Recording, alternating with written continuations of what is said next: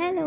അപ്പോൾ ഇത് ഞാനും അനിലും കൂടെ അനിലിൻ്റെ പെങ്ങളുടെ വീട്ടിൽ ഞങ്ങളെ വിരുന്നിന് ക്ഷണിച്ചിട്ടുണ്ടായിരുന്നു കേട്ടോ. അപ്പോൾ അവിടെ വിരുന്നുണ്ണാൻ വേണ്ടി പോയി കഴിഞ്ഞപ്പോഴത്തേക്കിനും അവരുടെ വീടിൻ്റെ അടുത്ത് തന്നെയാണ് അഴീക്കൽ ബീച്ച് കേട്ടോ. അടുത്തെന്ന് പറഞ്ഞാൽ കുറച്ച് പോകണം, എന്നാലും തൊട്ടടുത്ത് തന്നെയാണ് ഈ അഴീക്കൽ ബീച്ച്. അപ്പോൾ ഞങ്ങൾ വിരുന്നൊക്കെ കഴിച്ചതിന് ശേഷം ഞങ്ങൾ നേരെ അഴീക്കൽ ബീച്ചിലോട്ട് ഞങ്ങളെല്ലാവരും പോയി കേട്ടോ.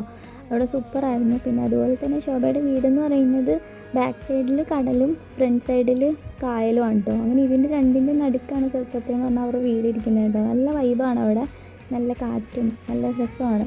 പിന്നെ അഴീക്കൽ ബീച്ചിലെന്ന് പറഞ്ഞിട്ടുണ്ടെങ്കിൽ ഞാൻ ചെന്ന് കഴിഞ്ഞപ്പോഴത്തേന് എനിക്ക് കുറേ നാൾക്ക് ശേഷം ഇതേപോലെ കൈറ്റൊക്കെ പറത്താനായിട്ട് പറ്റി കേട്ടോ. ഞാൻ കുഞ്ഞിലേ ഞങ്ങളുടെ അവിടുത്തെ പാടത്തിലൊക്കെ പറത്തിയിട്ടുള്ളതാണ്, പക്ഷേ ഇത് വലുതായിട്ട് ആദ്യമായിട്ട് എക്സ്പീരിയൻസ് ചെയ്യുകയാണ് കേട്ടോ. പിന്നീട് ഇത് ഫസ്റ്റ് ടൈമാണ് ഈ കുതിരപ്പുറത്ത് കയറിയിരിക്കുന്നത്. ഇത് കണ്ടു കഴിഞ്ഞാൽ നിങ്ങളെ ഒന്ന് ഭയങ്കര ധൈര്യമാണ്, പക്ഷെ അല്ല കേട്ടോ. ഞാൻ കയറിയപ്പോൾ തൊട്ട് എന്നെ താഴെ ഇറക്കോ എന്ന് പറഞ്ഞിട്ട് കയറിക്കൊണ്ടിരിക്കുമായിരുന്നു. അതിൻ്റെ അകത്തുനിന്ന് വീഴുന്ന പോലെ നമുക്ക് തോന്നും, പക്ഷെ വീഴില്ല എന്നാണ് അവർ പറയുന്നത് കേട്ടോ. പിന്നീട് ഞങ്ങൾ അവിടെ നിന്ന് ബീച്ച് ഏരിയ എന്നൊക്കെ മാറി ശാല മേളിലോട്ടൊക്കെ കയറി വന്നപ്പോഴത്തേനും ഇതേപോലെ മീനിൻ്റെ സംഭവം കണ്ടു കേട്ടോ. ഇതും എൻ്റെ ഫസ്റ്റ് ടൈം എക്സ്പീരിയൻസ് ആയിരുന്നു. ശോഭ അതിൻ്റെ അകത്ത് കാലിലിട്ടതും ചാടി എഴുന്നേറ്റു കേട്ടോ. പിന്നെ ചേട്ടനും കുറേ നേരം ഇരുന്നു, അതായത് ശോഭയുടെ ഹസ്ബൻഡും കുറേ നേരം ഇരുന്നു, പിന്നെ കൊച്ചും കുറേ നേരം ഇരുന്നു. പിന്നെ ഞാനായിരുന്നു ഏറ്റവും കൂടുതൽ അധികം നേരം അതിൻ്റെ അകത്ത് ഇരുന്നു കേട്ടോ. അപ്പോൾ എൻ്റെ ഹസ്ബൻഡ് എന്നെ കളിയാക്കിയിട്ടുണ്ടായിരുന്നു. അല്ല പറയാം, എൻ്റെ കാലിൽ കുറേ ചെളിയുള്ളത് കൊണ്ടാണ് ആ മീൻ അതിൻ്റെ അകത്തുനിന്ന് മാറാത്തതെന്നും പറഞ്ഞിട്ട് കേട്ടോ. അങ്ങനെ ഞങ്ങൾ പിന്നെ കുറേ നേരം അതെല്ലാം എക്സ്പീരിയൻസ് ചെയ്ത് കഴിഞ്ഞിട്ട് പിന്നെ നേരെ പാനിപൂരി കഴിക്കാൻ വേണ്ടി വന്നു കേട്ടോ.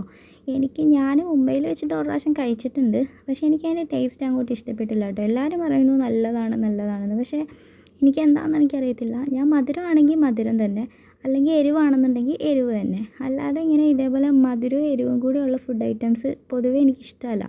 ഇനി അതുകൊണ്ടായിരിക്കും എനിക്ക് അതിൻ്റെ ടേസ്റ്റ് ഇഷ്ടപ്പെടാഞ്ഞ കേട്ടോ. പക്ഷേ ഇവരെല്ലാവരും പറഞ്ഞു സൂപ്പറായിരുന്നു. പക്ഷെ ഞാൻ ഒരെണ്ണമേ കഴിച്ച് നോക്കിയുള്ളൂ. അത് അടാറ് എരിവായിരുന്നു എന്ന് പറഞ്ഞാൽ ഒടുക്കത്തെ എരിവായിരുന്നു. അത് കാരണം ഞാൻ ഒരെണ്ണമേ ഞാൻ കഴിച്ച് നോക്കിയുള്ളൂ കേട്ടോ. എനിക്ക് അതോടുകൂടി മതിയായി.